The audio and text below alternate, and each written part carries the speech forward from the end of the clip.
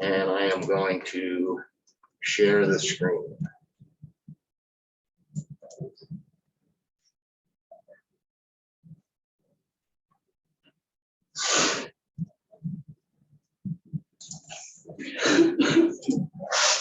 Okay. So what I want to do first is I want to take all of these points. So I just selected them. And I'm going to go to properties and I'm going to change the label style to one that I like. And I'm just going to go with the basic tick mark. Okay. So now I can't really see anything because they're too big. So I'm going to change this to something a little more manageable. Right? I just changed the scale from 100 to 10. Okay. So now it's a little bit more manageable. All right. I'm going to turn everything back on. And here's what I have. Okay. You can take a Google image and bring it into this, but you're going to have to like figure out where it is in space. Okay. You can go to websites and find aerial panels and photographs that are spatially correct where they need to be. Okay, in Pennsylvania, the website's called PASD. Okay, on the Google Drive, okay, on our Google Drive, I have under CAD resources. No, actually, it's not under CAD resources. It's its own separate folder. So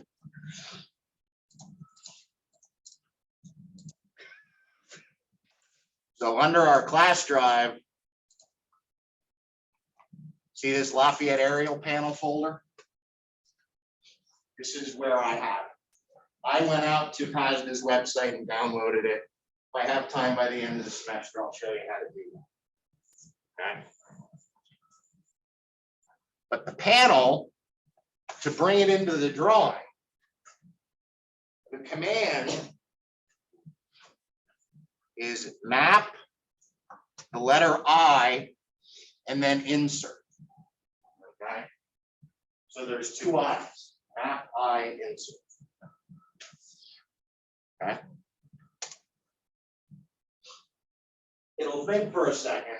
Now, just like the drawing file, you're not going to want to reference this off the Google Drive. It might misbehave, for a lack of a better expression. Put it on an external, put it on the local drive, wherever, and then navigate to it. I'm working off of my external hard drive. Okay. When you first open this, it's going to tell you that it doesn't see anything in that folder because it might be looking for a specific type of image. This image is a JP2 file. If you double click on it, Paint or Adobe or none of them are going to recognize what that is. It's a GIS file type. Okay, so you'd need to be using either Civil 3D or some GIS-based program to see this. So what you have to change is this file type down here so that it sees the file type you're looking for. You can either tell it all or all images, whichever one you want to pick. Right? If you select all files, you see everything that just populated. Well, you're not going to insert the HTML file or the XML file. You just want to insert an image file. So if you go in here and you look for all images at the top, the only image file is the JP2 file. Those other three files tell the program where to put the panel so that it is spatially correct. Everybody understand that? Okay. So you hit that and hit open, and it'll think for a second, but then this aerial photo appears magically and mysteriously. You shouldn't have to change any of this. It's going to bring it in correctly. You just hit OK.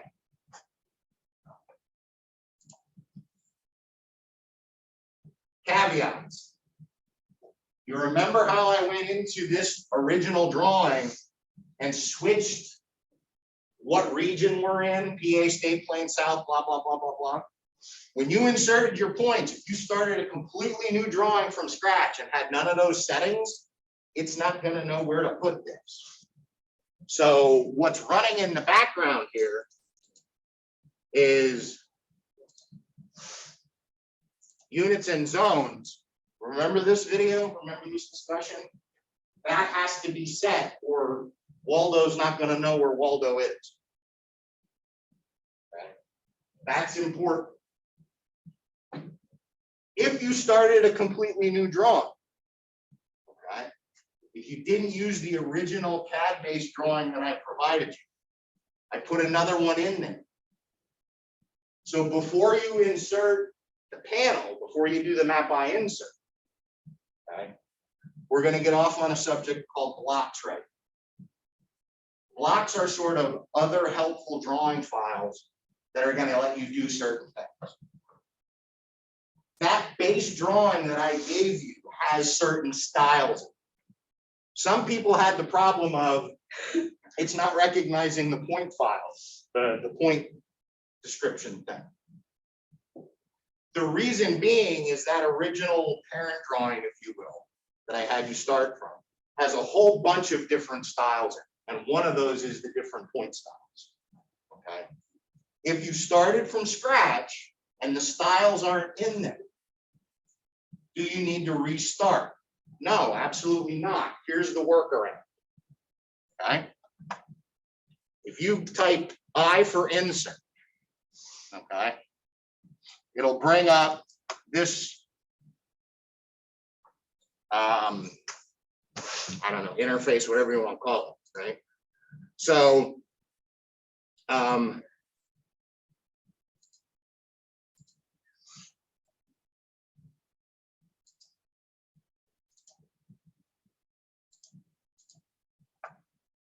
so to go and navigate two different kinds of blocks, you hit this little button right here. So now I'm going to go and navigate to wherever I download stuff that I'm working. Okay. So I'm going to my external, but you're going to go to our Google Drive and download. See this survey base drawing? That's up there in the Google Drive. So if you started from scratch and all these styles that I'm going to be talking about aren't there, insert this as a block, like I'm doing right now. Right, you hit open. Insert using geographic data. Yes, please. Yes, please.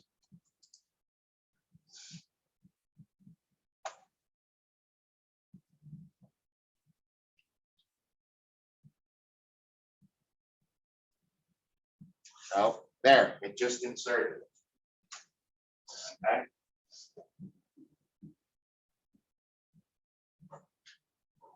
These blocks are other kinds of helpful symbols.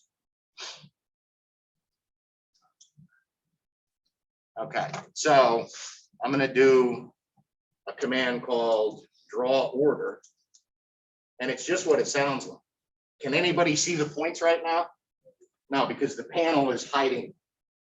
So I'm going to select the panel, and then what am I going to do? I'm going to send it to the back. See how this magically appeared? Now you have an aerial panel, an aerial photograph in space where it's supposed to be, and you can see how close you are. Pretty cool, right? So let's take a look. There's the stadium, right? There's the quad. Let me zoom in here. Note that the spire for Colton Chapel's back here, right? There's that dome-shaped roof here, and then there's the point.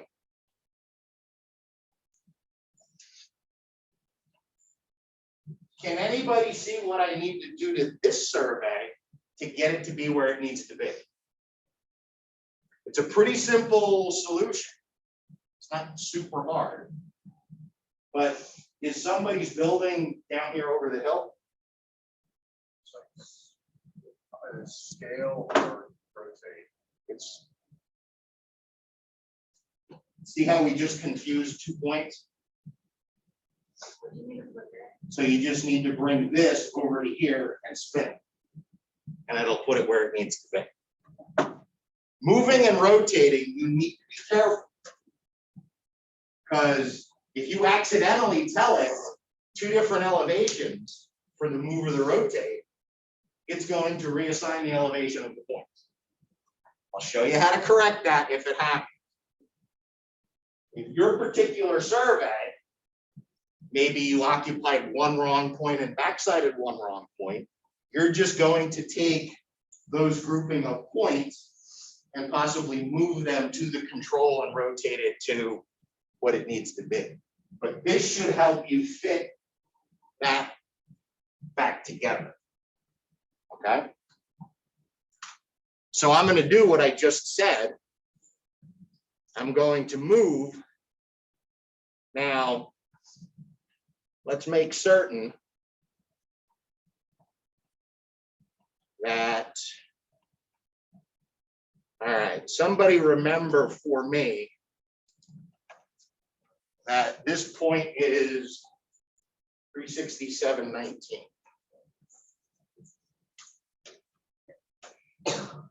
And this is this hub 5. All right. What I'm going to do is I'm going to move this to where it belongs.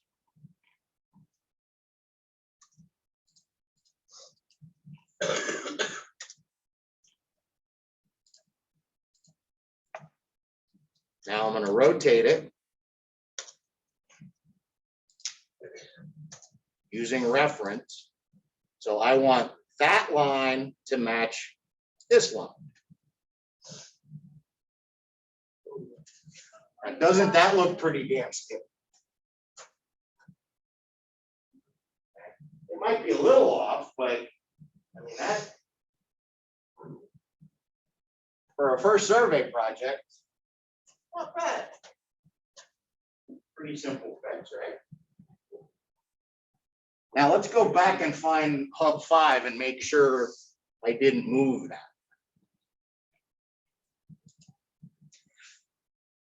Oh, that's 3, right?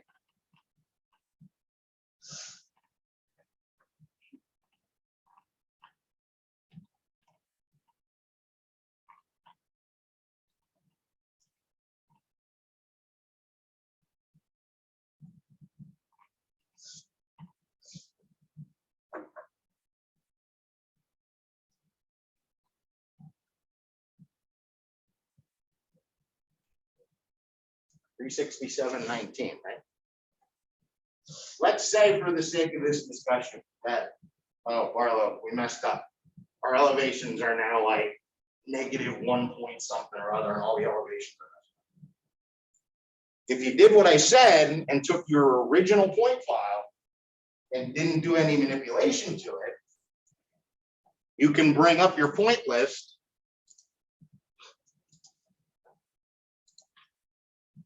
and let's say, oh, point number 1 is not the right elevation, right? Let's say point number 1 is actually 401.20. I can go through and edit those. Is it a pain in the butt if you have a couple hundred points? Yeah, but just make sure you don't move them vertically. You shouldn't have to do that. Make sense? Tedious, not difficult, but doable. Agreed? Questions about any of this?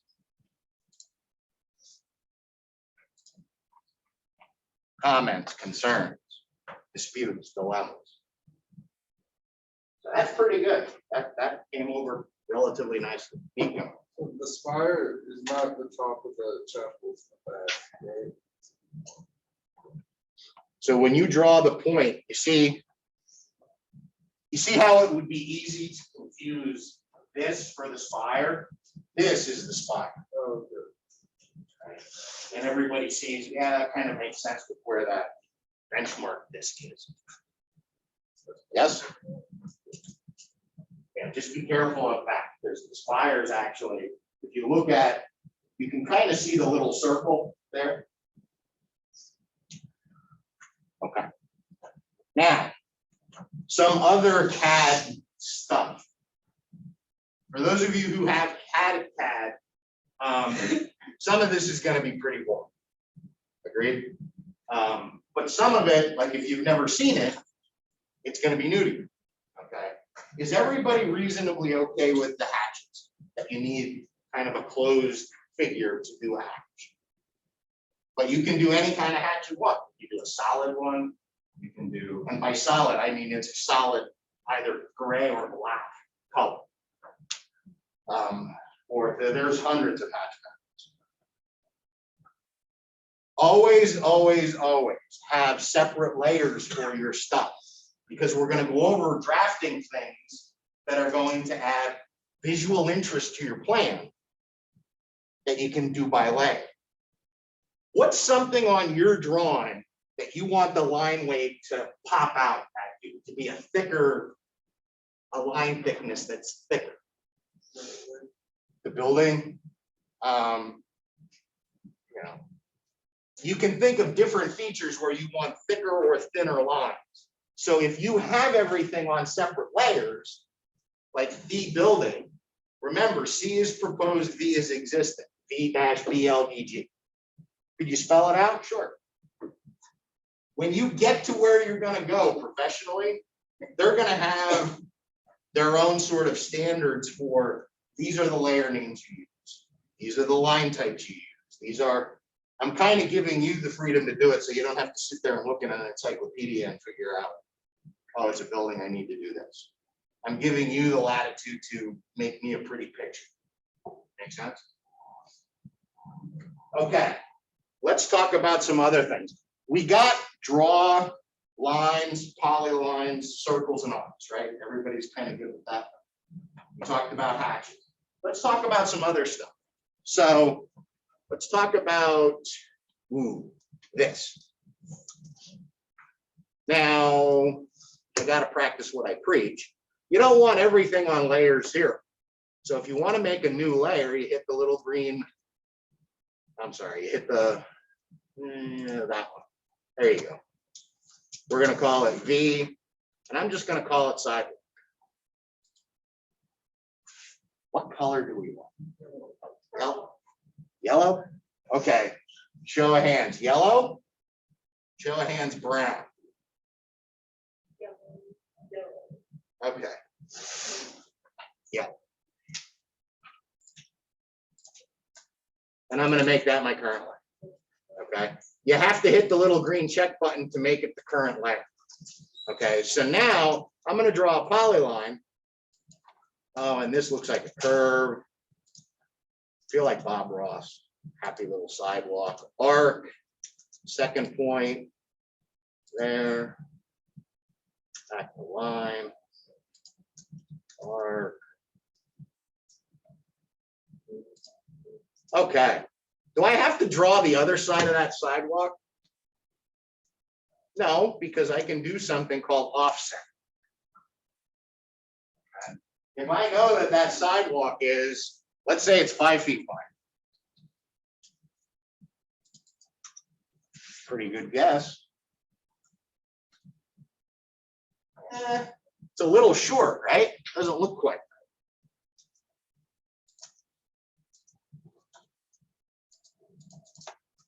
That's too much. So if I don't know, let's do a distance and find out.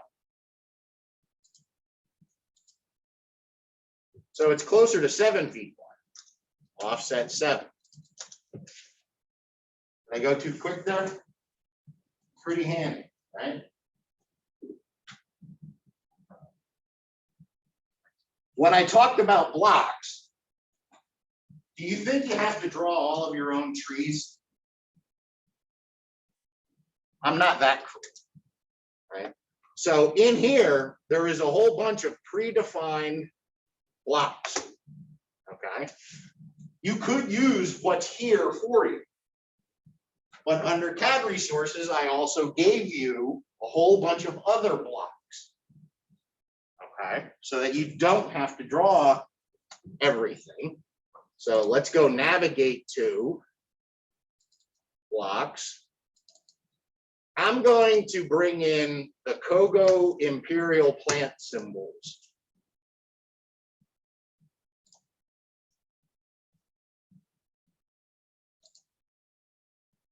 So I'm going to bring these in, but I'm going to bring them in off to the side. I'll explain why in a second. You see that little blob that it inserted there? That might not be the size that you want it to be. You might have a really big tree or a really small shrub. Right? So if I zoom in here, oh, look at all of my trees. So I'm going to take one of these and I'm going to copy it. But you see right now how it's all one big cluster? Right? It brings it in as a block. It brings it in as a whole bunch of things, but it's one object. So I'm going to explode it. Only explode it once. The reason being is you see all those 10, 12 little trees? Those are blocks too that are made up of a whole bunch of lines. If you explode this 3 or 4 times, you're going to end up with like 150 tiny little itty bitty segments, right? So now I can make copies of this.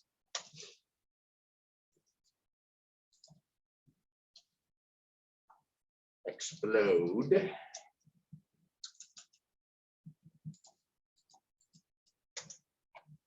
Now I'm going to copy. I like this tree.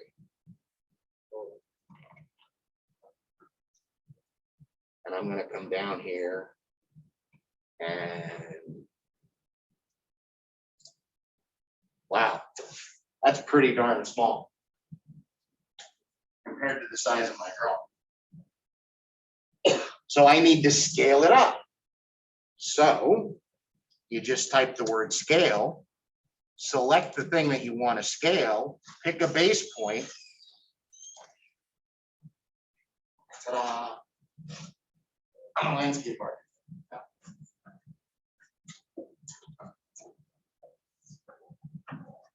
Everyone okay with that? I'm not going to belabor the point because you all can go in and see all the different kinds of symbology that I put on. Right? Can anybody think of some symbols that might be useful for you to draw your drawing? Lamppost. There's ones that are like this. There's ones that are like that. Give me another example. We just did like, there's a whole bunch of trees in that block that I gave you. So there's, yes, you're right. There's trees and shrubs, but there's also ways that you can draw a tree row. Like if you were surveying a farm field and this was your farm field, and back here in the corner, it was tree rows, which tree rows and stone walls are pretty common in older surveys, like for old farmsteads. So would I draw a whole bunch of those little trees, or could I draw something that looks like that? This, the command to do this is called rem client. So you could do that if you have like a whole bunch of trees, but I think on campus, it's like, for this, I would just copy the tree 4 times. Other symbols. I'm sorry? A statue. Boy, that's a good one. I don't know. You know, a brute force method would be, what's the general base of the statue?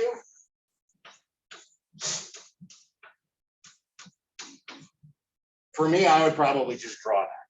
Or like if the base of the statue was like 2 ellipses, I would kind of come up with something like that. Okay. What else? Manhole. Okay, that's a good one. That one you can kind of decide for yourself if you want to draw it or you want to try and find a symbol. The reason I say the idea is to save yourself time, right? if you're gonna spend a half hour looking through all the blocks that I gave you to draw two circles, is that really? So a manhole, the inside diameter of a manhole, does anybody know what it is? Very close, 48 inches, 4 feet. And then the wall thickness is usually 6 inches.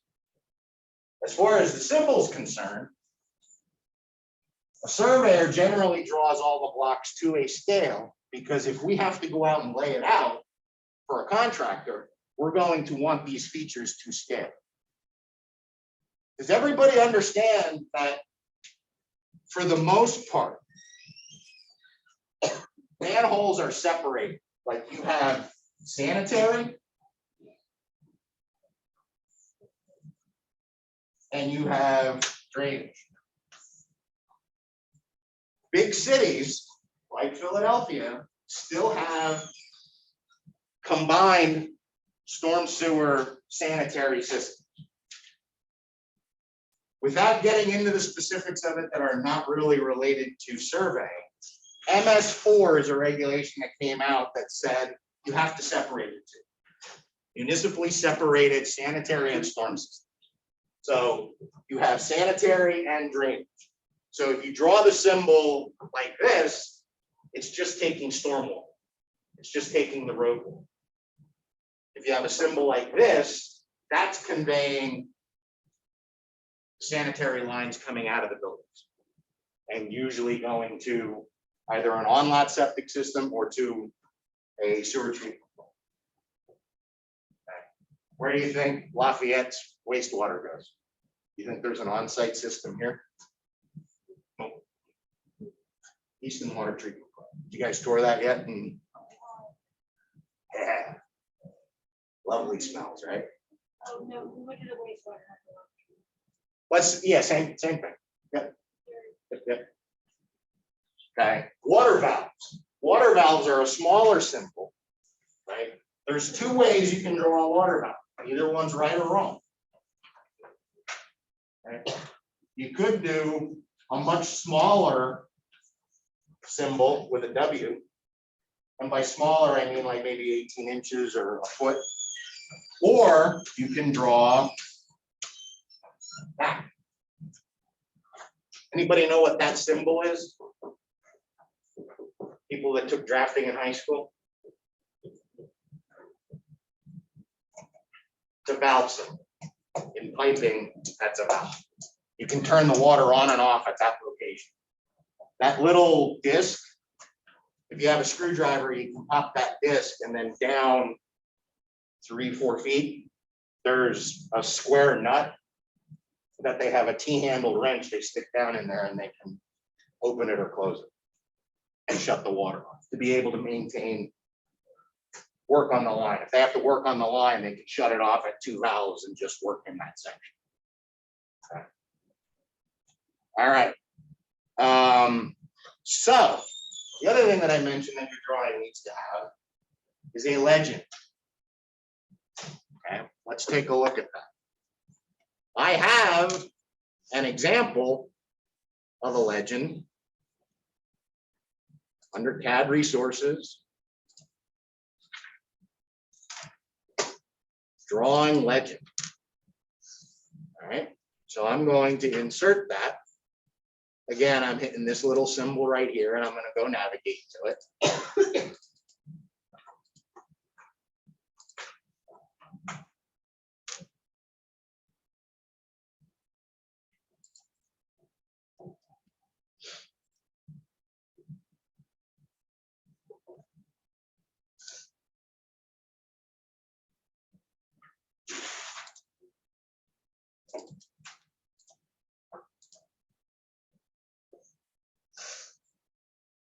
So if you get a message like this about text files, what should you do? Just tell it ignore the missing shape.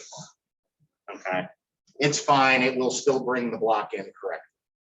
So then you can kind of see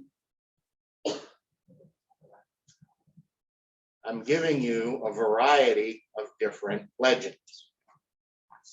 Okay. Do you need to use one of these? No. But the thing about the legend is it needs to match your drawing. Right? So if you're going to use this, that's fine. Make sure you're matching what you're showing. Or just edit yours. Does it need to be exactly this? No. You can come up with your own. But whatever the hatches are, whatever the symbols are, whatever, you should specify what they are. Okay? I gave you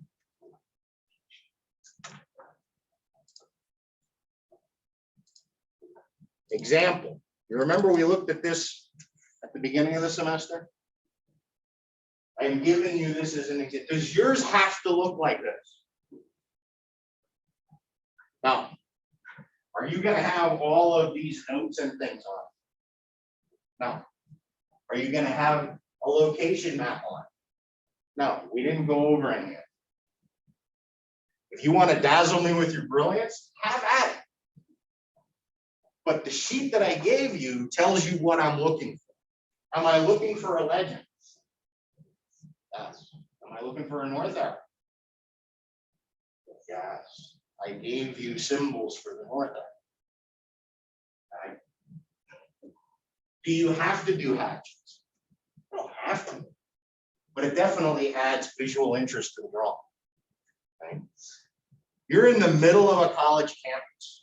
Are you going to have property lines and building restriction lines? No, we're going to get to that by the end of the semester, but you're not going to have any. You're going to have buildings, sidewalks, contours, all of that fun stuff. I did give you a block of a bunch of different north arrows. Okay. You could use one of those. You can come up with your own.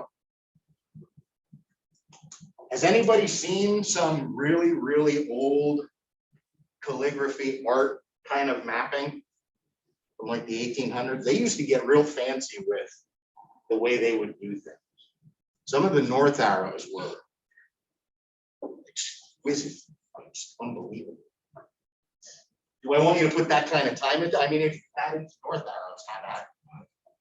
Right? As long as it generally points to what north is, you're good. Okay? Questions, comments, concerns? So some of our points weren't really exactly matching up. So when we're drawing the lines, we kind of like estimate the different corners. The surveyor in me tells me to tell you absolutely not. In surveying, you don't estimate anything. You show it on a map, that's where it needs to be. Have you been doing this for 10 years? No. So my expectations are that you've never done this. So I think between moving and rotating things and that aerial panel, you can probably get me something that's reasonably close. And it doesn't have to be right. Again, the surveyor and he says yes. The reality of, okay, this is the first time we're doing it.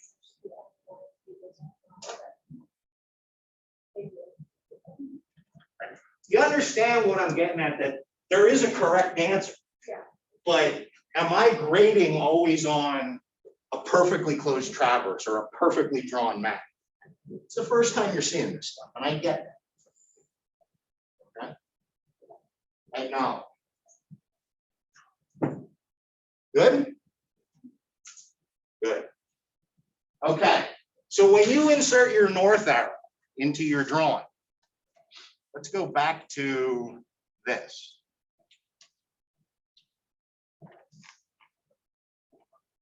Everybody notice how my scale of my title block is really, really tiny? That's because it's inserting it at 1:1. So right now, that title block in the real world is 1 foot high.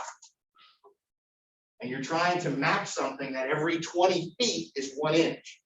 So it's going to be really tight. If you wanted to insert and look correct, you remember how we talked about model space and paper space? Let's switch over to My Happy Drawing. Everybody remember this? Now, if I go to insert and I bring in my legend, everybody see the difference? Ooh, special. Okay, so in your drawing,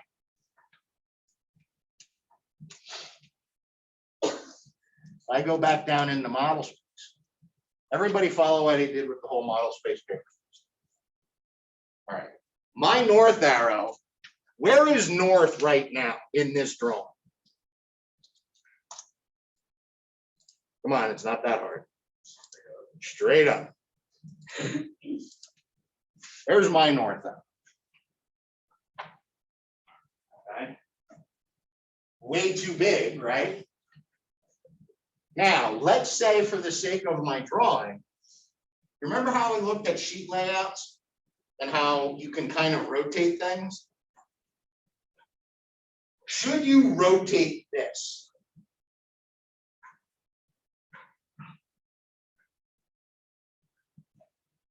Remember, we spent, Joy's nodding her head, and you're absolutely right, Joy. No.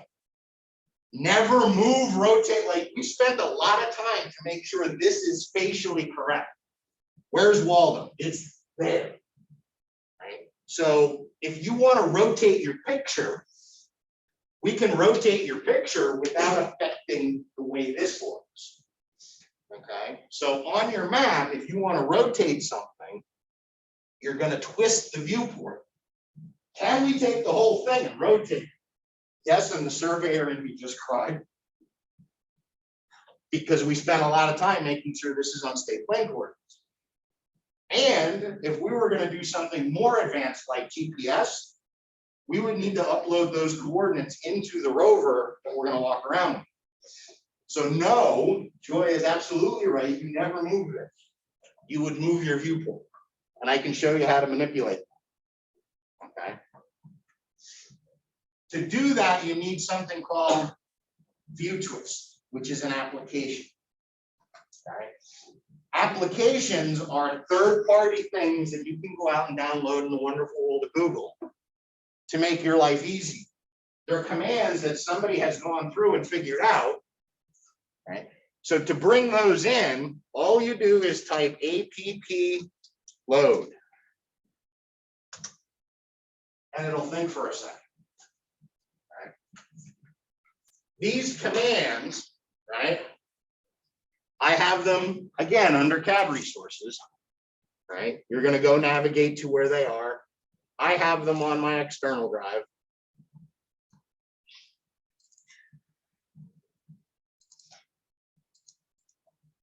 Apps are lists, LSPs.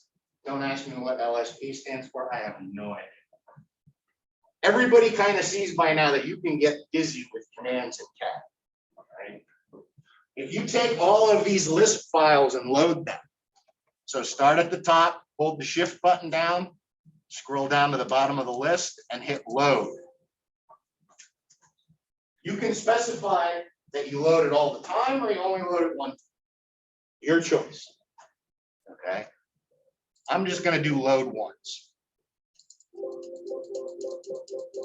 So it's going to bring that up for every single one of those.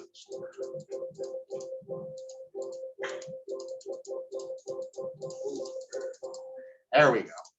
Okay, so I loaded 37 lists. Okay. The one that I want to be able to rotate my picture is called ViewTwist. ViewTwist. It's spelled out. The only thing you're doing is dropping the I in twist. Why they didn't just do that, I don't know. Here's how you do it. Switch over to model space. Okay. I'm going to move this off to the side. Actually, you know what? I'm going to run out of time. So I'm going to stop here and I'm going to save my drawing.